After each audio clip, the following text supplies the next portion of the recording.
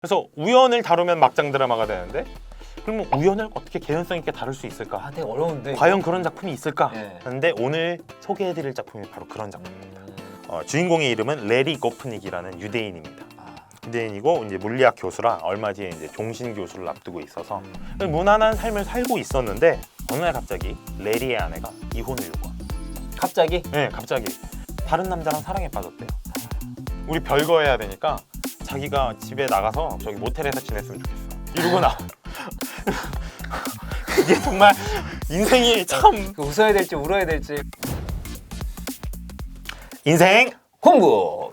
안녕하세요. 체인지 그라운드 윤충희 PD입니다. 오늘도 고영성 작가님을 모시고 영화를 통해 인생을 공부하는 시간을 가져보도록 하겠습니다. 안녕하세요. 체인지 그라운드 고영선 작가입니다. 반갑습니다.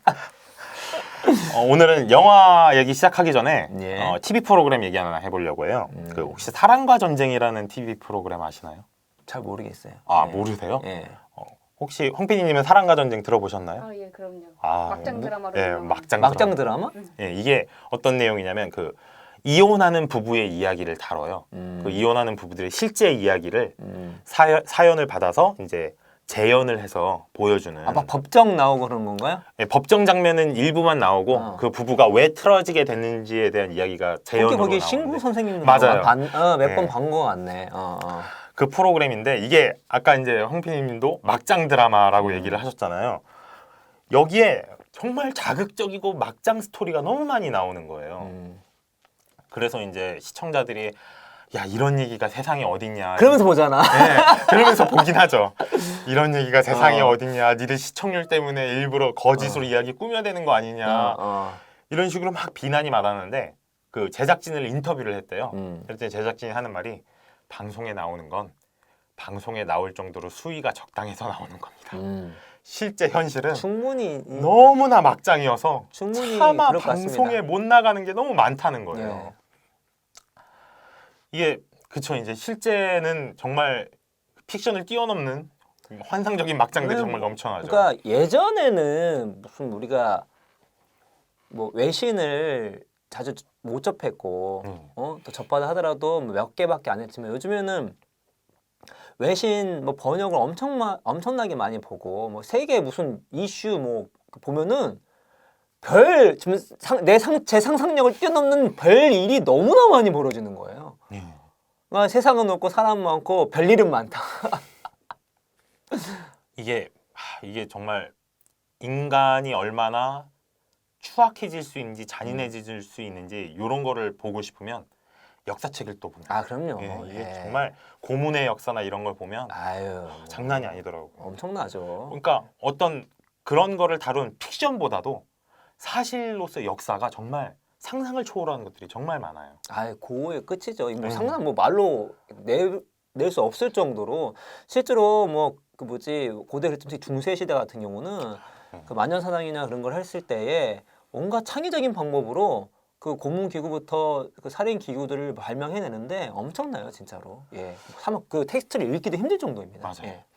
그래서 그 멋진 신세계로 유명한 작가 올더스 헉슬리가 이런 말을 남겼어요. 픽션의 문제점은 그게 너무 말이 된다는 점이다. 그렇죠. 반면 현실은 결코 앞뒤가 맞지 않는다. 예, 이런 명언을 남겼어요. 본인이 픽션을 쓰는 사람이면서. 이게 픽션에서는 절대 금기시돼야 되는 게 있거든요. 그게 바로 우연입니다. 이게 우연을 남발하면 막장 드라마 취급을 받아요. 예를 들어서 이제 뻑하면 이제 한 마지막 회 5화 정도 남겨두면 꼭 교통사고 일어나고 그다음에 좀 이야기 중반쯤 지나면 꼭 기억상실증 나오고 이런 식으로 이제 우연을 남발하면 이제 사람들이 막장 드라마라고 이제 욕을 하고 한숨 쉬고 너무 개연성이 없다. 그렇죠. 개연성이 없다 이러면서. 그런데 현실은 그런 급작스러운 일들이 너무 많이 빈번하게 발생해요. 예. 정말 날벼락 같은 일이 왜 얼마 전에도 그 대기업 그룹 회장이 그 자기 경영권 가지고 막 한창 막 뭐 경영권이 넘어갔네 마네 막 이런 얘기 하다가 바로 돌아가셔가지고 이렇게 그냥 한 사람이 너무 허망하게 가는구나 이런 걸 경험했던 적도 있었거든요. 그러니까 세상 일이 정말 어떻게 흘러갈지 한 치 앞도 예상을 할 수가 없어요.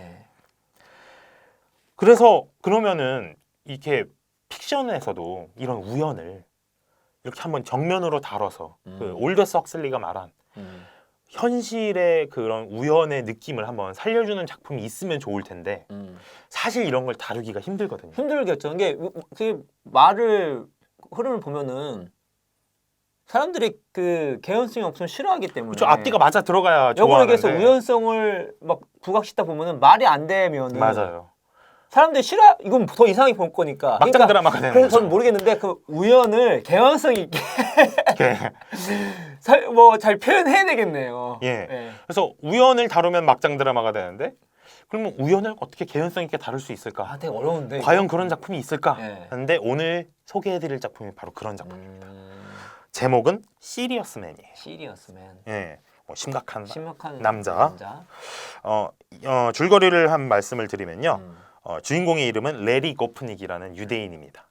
유대인이고 이제 물리학 교수라 얼마 뒤에 이제 종신 교수를 앞두고 있어서 뭐 종신 교수를 앞두고 있는 교수라 그러면 이보다 행복한 사람이 없겠죠. 그렇죠.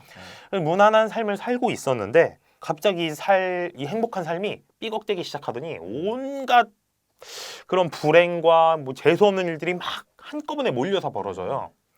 영화에는 그런 일들이 너무 많이 벌어지는데 너무 많아서 오늘 방송에서 다 소개해드릴 수는 없고 그 중에 딱 일화 하나만 소개를 해드리도록 할게요. 어떤 이야기냐면 어느 날 갑자기 레리의 아내가 이혼을 요구합니다. 갑자기? 네, 갑자기. 그 이혼하는 이유도 너무 뻔뻔해요. 다른 남자랑 사랑에 빠졌대요. 다른 남자랑 사랑에 빠져서 난 자기랑 이혼을 상담해야 될 것 같아. 이런 식으로 나오는 거예요.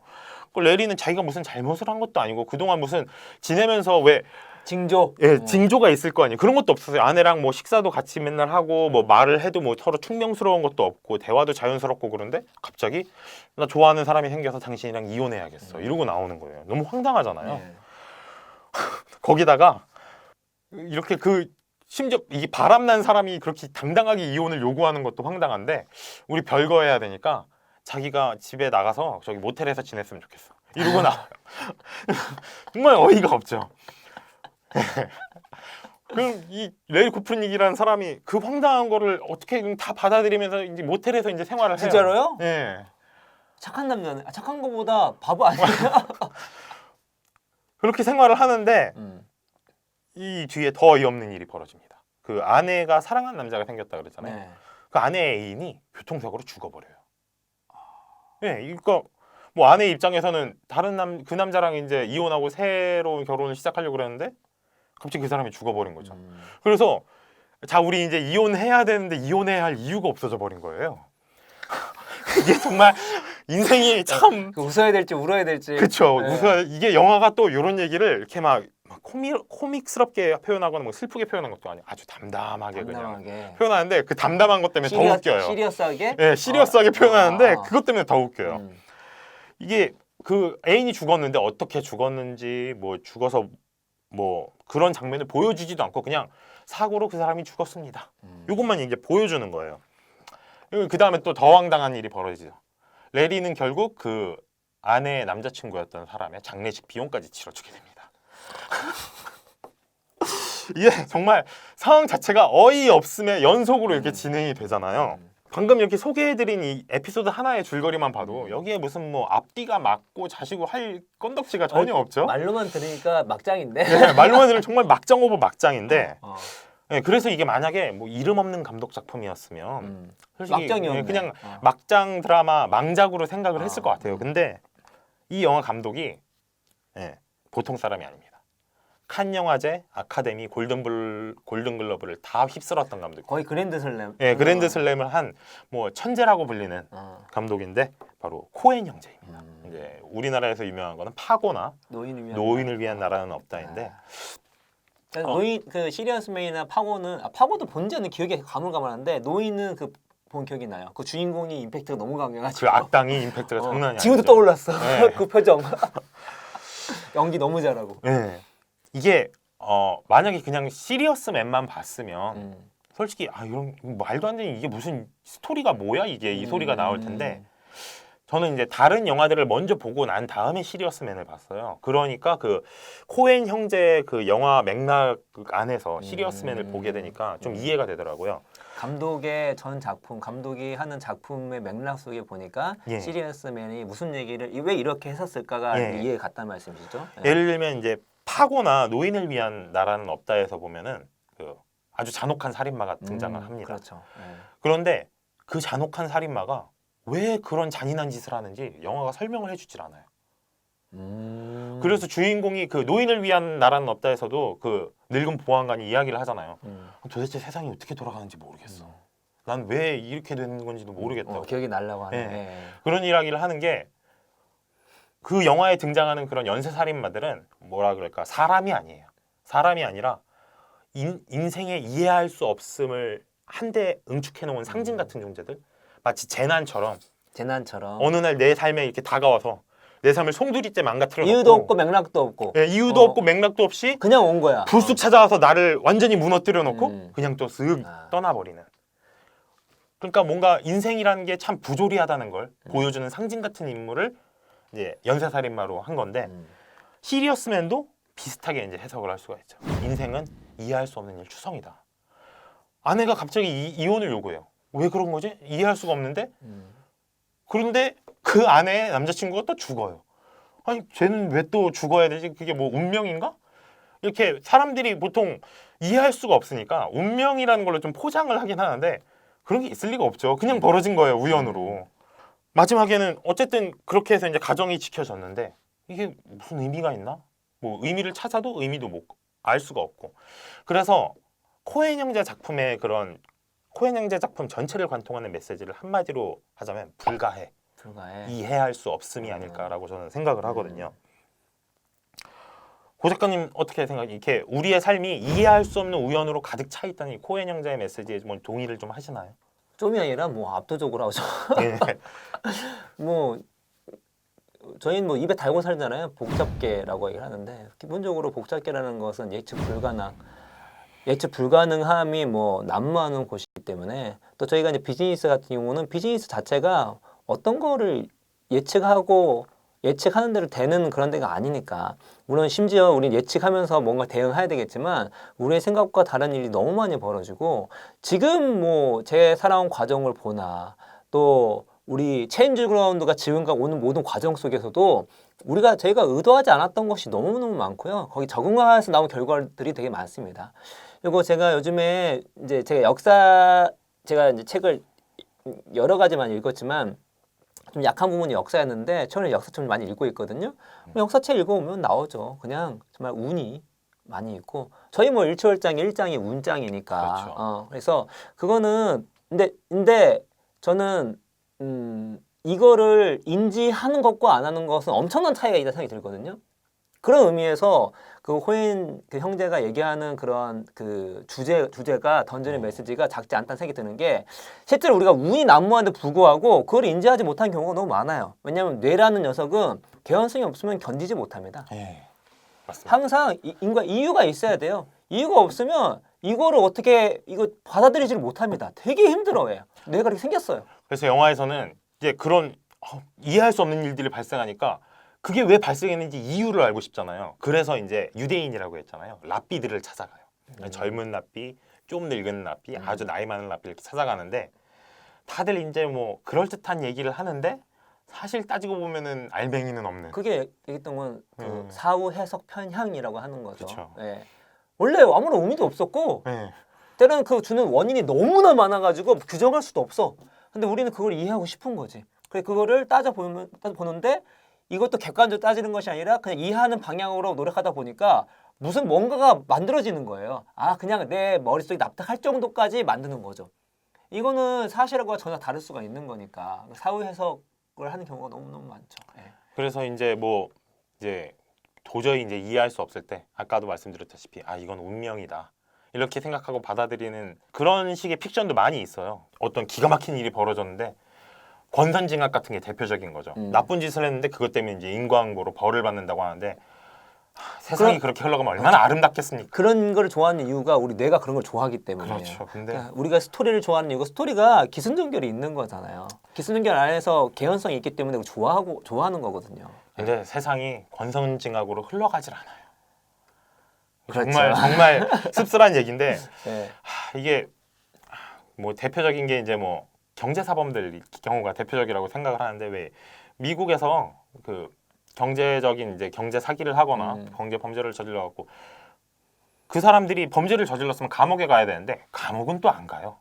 왜냐? 그 사람들이 감옥을 가면 경제가 휘청거린다고 감옥은 안 보내고 대신에 과징금을 막 이제 몇십억 달러를 이제 부과를 하는데. 근데 솔직히 미국은 조금 낫죠. 미국은 경제사범을 좀 되게 강하게 하는 나라고 뭐 정말 약하게 하는 나라가 우리나라죠. 우리나라. 제가 뭐 주정차 제가 말씀드리는데 원래 경제사범이라고 하는 것은 단지 돈의 문제가 아니라 그 돈에 연결된 사람들의 문제거든요. 그러니까 인생의 문제예요. 그래서 사기를 치거나 횡령을 하거나 뭐 문제를 있을 경우에는 돈을 갖고 장난을 친 거지만 실제로 그것 때문에 인생이 파탄납니다. 그리고 그게 대수 때리면 막 자살하거나 뭐 장기적으로 몸이 아프거나 그렇기 때문에 이건 아주 중하게 때려야 되는 거예요. 그런데 우리나라는 중하지 않죠. 문제 있으면 뭐예요? 휠체어 타고 가면은 뭐 집행유예. 이것도 많이 좀 예전만큼 아니긴 하지만 우리 관례였잖아요. 우리 뭐 회장님이랄지 뭐 대기업 총수분들 뭐 있으면 어떻게 해요? 뭐 휠체어 타고 나와가지고 뭐 있으면 집행유예 받고 나오고 이게 뭐 일상사였으니까. 이번에 미국 정부도 조금 약간 그런 게 그 과징금을 트럼프 정부가 이제 재직하고 6개월 만에 한 3분의 2를 감면해줬대요. 네. 과징금 감면해주고 그다음에 이번에 부자 감사했잖아요. 그래서 오히려 과징금을 먹은 기업들이 실질적으로는 수익이 더 많이 생겼더라.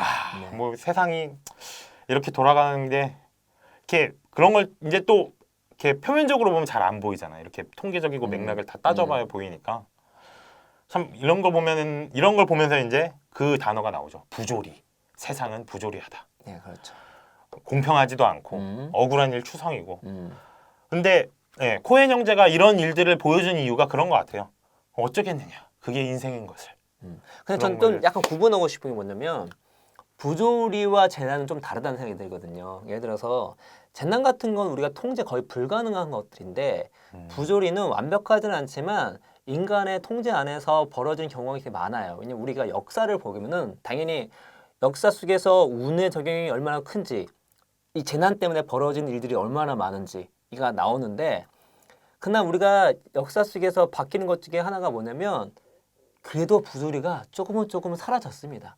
옛날 때 여러분, 옛날 때 부조리는 상상을 불허했어요. 고대 시대, 중세 시대 그때 그 부조리를 하는 거는 상상을 불가합니다.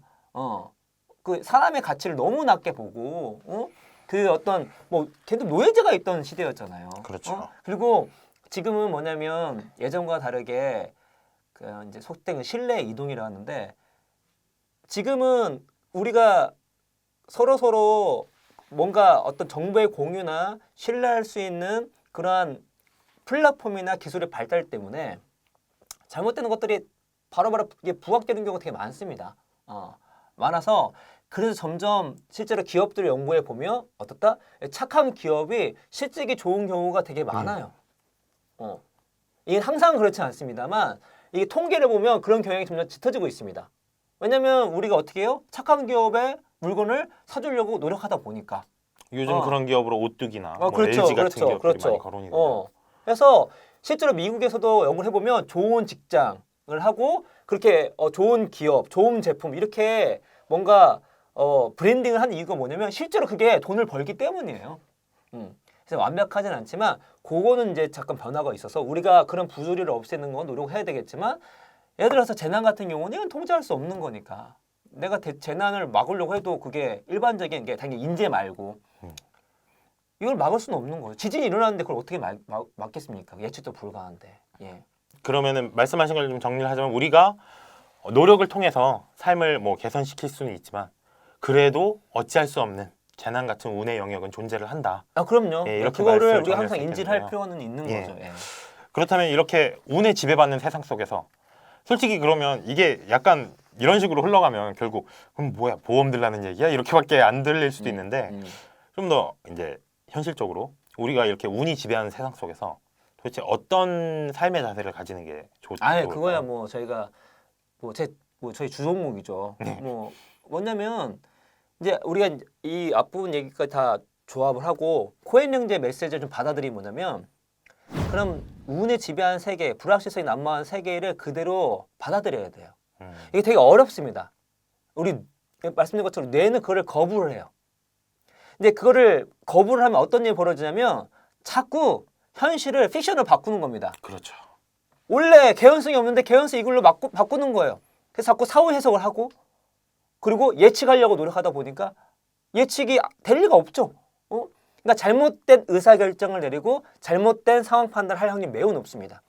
그래서 내가 사는 세계는 운이 지배한다는 거를 받아들여야 돼요. 그건 훈련을 해야 됩니다. 왜냐면 기본적으로 뇌는 그걸 싫어하기 때문에. 그렇죠? 두 번째로는 이게 운이요. 항상 운이 지배하는 게 아닙니다. 어떤 거는 운이 덜 지배하는 것이 있고 어떤 거는 운이 지배하는 것이 있어요. 예를 들어서 제가 이제 완공하고 일체월장 썼잖아요.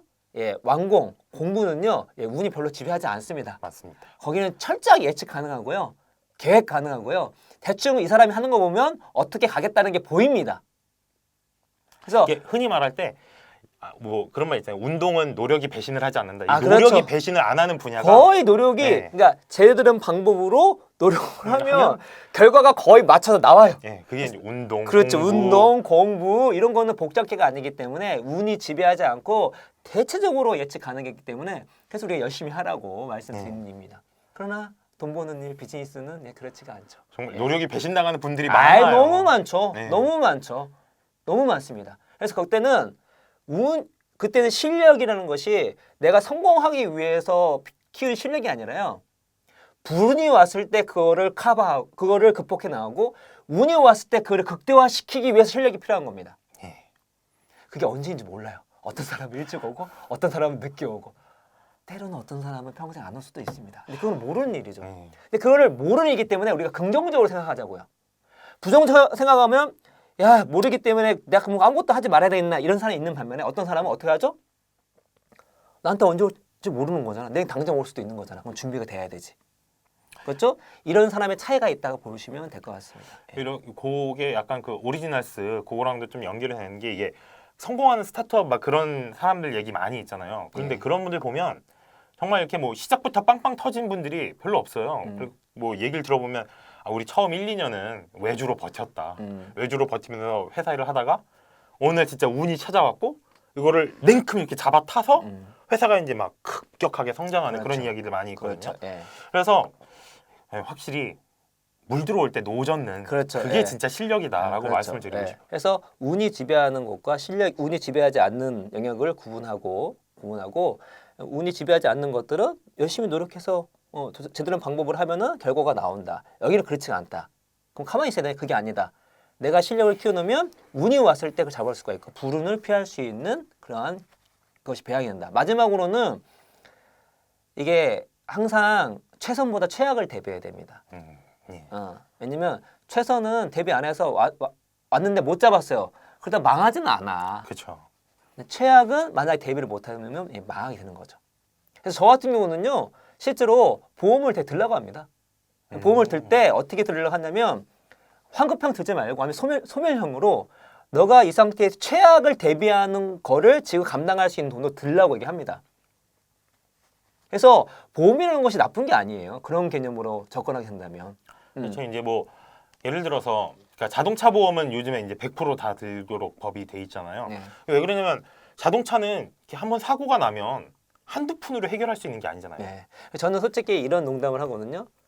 저는 택시를 탈 때 택시를 타는데 안전벨트를 매지 않는 사람과 비즈니스를 하지 않겠다 이런 얘기를 합니다. 우리가 자기가 자가용할 때 안전벨트 잘 매요. 또 뭐 삐삐 걸리기도 하니까 택시 뒷자리를 타고 가까운 지역 가는데 안전벨트 안 매는 경우가 많이 있습니다. 왜냐면 대부분 큰일이 벌어지지 않아요. 귀찮고. 근데 만약에 사고 나면 어떻게 되죠? 간단한 사고에도 내가 정신이 이상이 되거나 아니면 죽을 수도 있어요. 아주 간단한 건데. 예. 근데 거기 필요한 노력을 요것만 하면 되는 것입니다. 이게 최악을 대비하는 거예요. 아마도 평생 동안 택시 탔을 때 사고가 안 나는 사람이 훨씬 많을 겁니다. 확률이 그래요. 근데 극히 낮은 확률로 최악의 상황이 발달하면 어떻게 최악의 상황이 이게 벌어지면 모든 걸 잃게 되는 거예요. 그래서 이거는 이게 보험이죠. 이게 바로 안티프레질한 모습입니다. 그래서 운이 난무하는 시대 그 세계에서는 이렇게 최선이 아니라 최악을 대비하는 습관을 들일 필요가 있다라는 말씀을 드리겠습니다. 예.